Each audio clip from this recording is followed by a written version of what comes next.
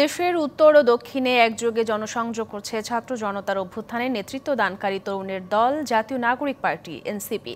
চট্টগ্রামে দলটির অন্যতম নেতা হাসনাত আব্দুল্লাহ মার্কা না দেখিয়ে যোগ্যতার ভিত্তিতে প্রার্থীদের ভোট দেওয়ার আহ্বান জানান।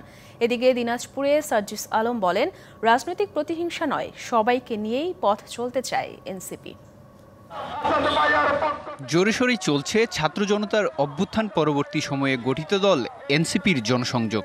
বিভিন্ন জেলা উপজেলায় ঘুরে ঘুরে মানুষের দুয়ারে দুয়ারে যাচ্ছেন দলটির কেন্দ্রীয় নেতারা। মঙ্গলবার চট্টগ্রামের চকবাজার, নিউ মার্কেট সহ বিভিন্ন জায়গায় পথসভা করেন হাসনাত আব্দুল্লাহ ও ডাক্তার তাসনিম জারা সহ অন্যান্য কেন্দ্রীয় নেতারা। এ সময় মার্কা নয়, বরং যোগ্য প্রার্থীকে ভোট দেওয়ার আহ্বান জানান হাসনাত আব্দুল্লাহ। আগামী নির্বাচনে যারা যোগ্য নেতৃত্ব তাদেরকে আপনারা ভোট দিবেন। যদি দেখেন এনসিপি থেকে কোনো যোগ্য নেতৃত্ব নাই, আপনাদের ভোট দেওয়ার প্রয়োজন নাই।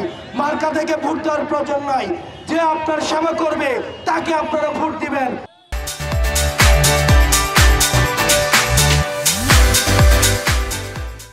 এদিকে উত্তরাঞ্চলের মুখ্য সংগঠক সার্জিস আলম বলেছেন, অভ্যুত্থান পরবর্তী বাংলাদেশে রাজনৈতিক প্রতিহিংসা নয়, বরং সব দলকে সাথে নিয়ে চলতে চায় এনসিপি। দুপুরে দিনাজপুরের ঘোড়াঘাট উপজেলায় গণসংযোগ ও পথসভায় তিনি এসব কথা বলেন। অভ্যুত্থান পরবর্তী একটা নতুন বাংলাদেশ। এই বাংলাদেশে আমরা রাজনৈতিক যে নোংরা কালচার গুলো ছিল এগুলো আর চাই না।